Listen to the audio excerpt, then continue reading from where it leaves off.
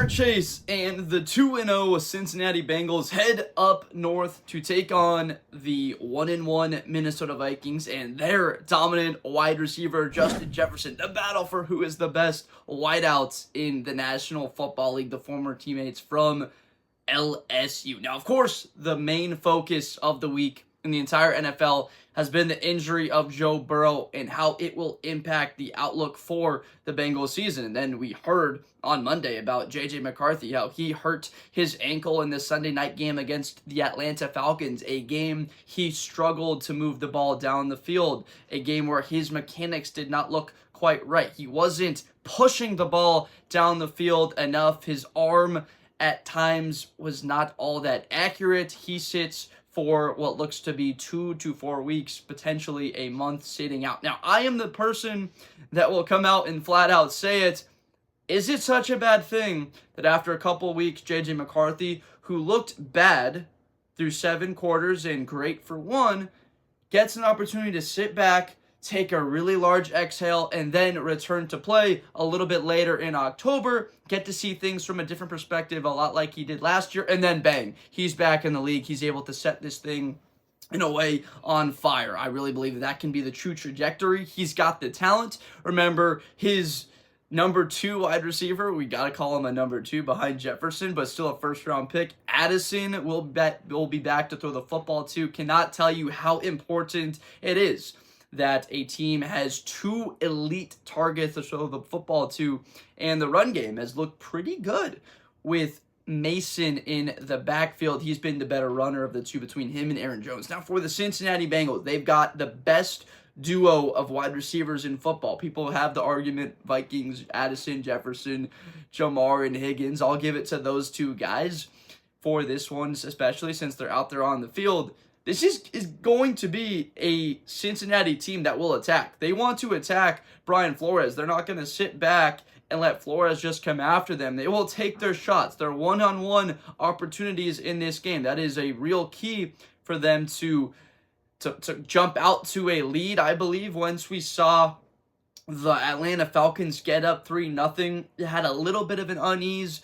There was a turnover in that game when it was 6-0, and Minnesota hung around throughout the whole thing until late in the fourth quarter when they had that long drive and iced the game. That for the most part, Minnesota was able to hang around because of their good defensive play. The Bengals have to run the football better. Chase Brown, their back that they were excited about coming out of the University of Illinois, he's got to run the football better. 2.5 yards a carry is just frankly not good enough. They have to find a way to run the ball better, and if they don't, that's where I see the trajectory. Typically, when you see a backup quarterback coming into a game like this, you're not expecting 35-plus attempts. That's what I'm expecting. 40, 41, 42 attempts from Browning, testing that Minnesota secondary. This is a great front 4, great front 7, good players in the back end for Minnesota, but the Bengals truly just feel that their players are better. Browning, in his career, 7-6 as the starting quarterback. He is going up against Carson Wentz for Minnesota. We got to give the edge at this point to Carson Wentz with a little bit more of the veteran experience. He was on a great career trajectory until he had that injury during the 2018 season. Late in it, Nick Foles winds up the starting quarterback. We saw him go down the season before that. Nick Foles is the starter on their run to the Super Bowl, ends up winning it. Wentz just never looked right. His mechanics, throwing the football, he just did not look the same in his delivery. You have to remember, this is a guy that has thrown 153 touchdowns to 67 picks in his career. But why doesn't he have a higher QB rating than 89? The completion percentage. Early on in the career, he just wasn't completing enough of his passes, getting the ball out on time, in rhythm.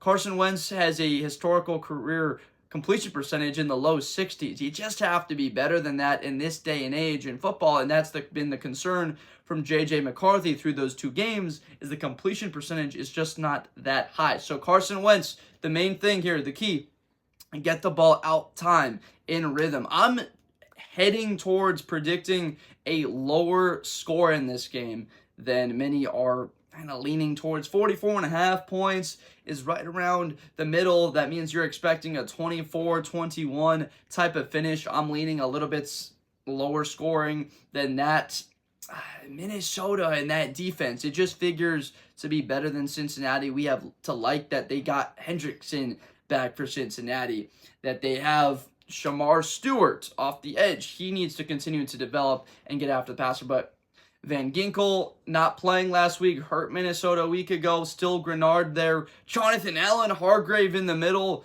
Some of the best defensive line acquisitions in the offseason to really get pressure up the middle. I believe those guys combined for 11 pressures week 1 at Soldier Field against Chicago. Dallas Turner, we're seeing him rotate a little bit more, had the sack last week. I bet every single Minnesota Viking fan was out of their seat. They just want to see this guy establish into that role. With Van Ginkel, the injury, we were thinking we'd see a little bit more of him. But the main thing besides the quarterbacks, that Minnesota offensive line with the injuries they've had, Darisaw going down, it's tough to go against this level of competition. You go back to last year at the end against Detroit, against the Los Angeles Rams in that wild card game, giving up 9 sacks to that defense, not giving Sam Darnold a chance.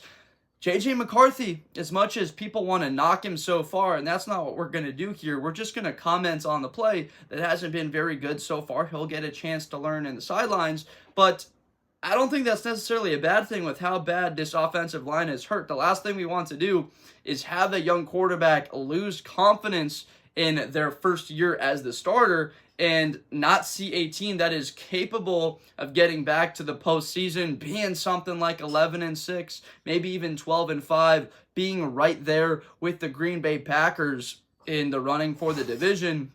The Bengals, we know they have a Baltimore Ravens problem. Every team in the AFC North does. More of it is a Lamar Jackson problem. That's why this is huge. Interconference game, a game that doesn't quite matter in the sense of it's not against AFC competition, but for your record, if you could somehow split with Baltimore, if that's possible, could you split with the Baltimore Ravens and find a way? You've already come out with that win week 1 against Cleveland. You're 1-0 in the division. Is there a way to get a path where Cincinnati can come away with a win? This is certainly a lot more favorable of a game now that their starting quarterback McCarthy's out, the guy that had been getting the #1 reps all offseason. A chance to be 3-0.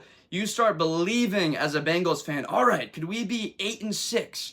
Be something like 8-5 once Joe Burrow comes back in December. If he comes back at all, and the trajectory does look like he could in the middle of December. Is it possible when Burrow's back, this team is 9-6, and they're in a spot where they win a couple games, they can get into the postseason with their quarterback, their star quarterback back there. I don't want to hear any of the negative talk that Burrow didn't look great for this. Joe Burrow is a top 4 quarterback in the NFL when he's healthy. We've seen the impact of him being arguably the best guy throwing the football in the league a year ago. The AFC Championship appearance, the Super Bowl appearance, if he just had better offensive lines and better defenses, there would be a different narrative around Joe Burrow. Unfortunately for him, everything that is mentioned with his greatness is also mentioned with his inability to stay healthy and be available consistently year over year. Half of the seasons he's played in now, he has had major injuries that have impacted him for a very long term, and lucky enough for them that they could get him back, that he's not immediately just flat out said, nope, he's done for the rest of the year, season-ending surgery, and there's a chance for him to come back with that torn ligament in his toe. The prediction for this game, I will go with the Minnesota Vikings. I trust their defense more. They are opportunistic.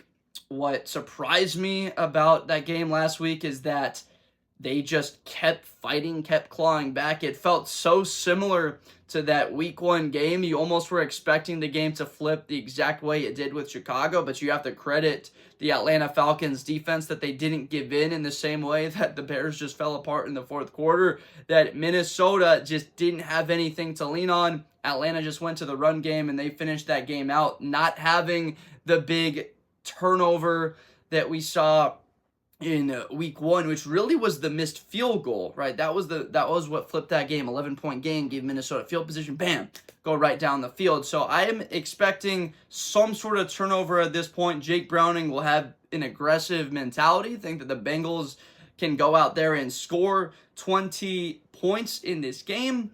but they will fall to Carson Wentz, who I'm expecting to be a bit more game manager, the style that we've seen J.J. McCarthy through the first couple of weeks, but will be effective enough throwing the football down the field and getting them in position to win this game 22-20. Might be coming down to a late kick there. I have the Minnesota Vikings winning this game at home. Now, let me know down below in the comments who you have winning this one, what you have to say, your feedback, whether or not these teams can be playoff caliber when their quarterbacks return. And let me know about J.J. McCarthy. What do you think you've seen from him for the first couple of weeks? Can it be positive in a sense? We're all about positivity on this show, but what do you think? Him missing a couple of weeks, can he come back a better version of himself, more comfortable out there? Let me know all that stuff down below. Make sure to subscribe if you have not already. We make NFL, college football content every single day. We still can say until October, football is back. Let's go. Fired up for this one, and you should be too. Appreciate you so much for watching, and I will see you next time.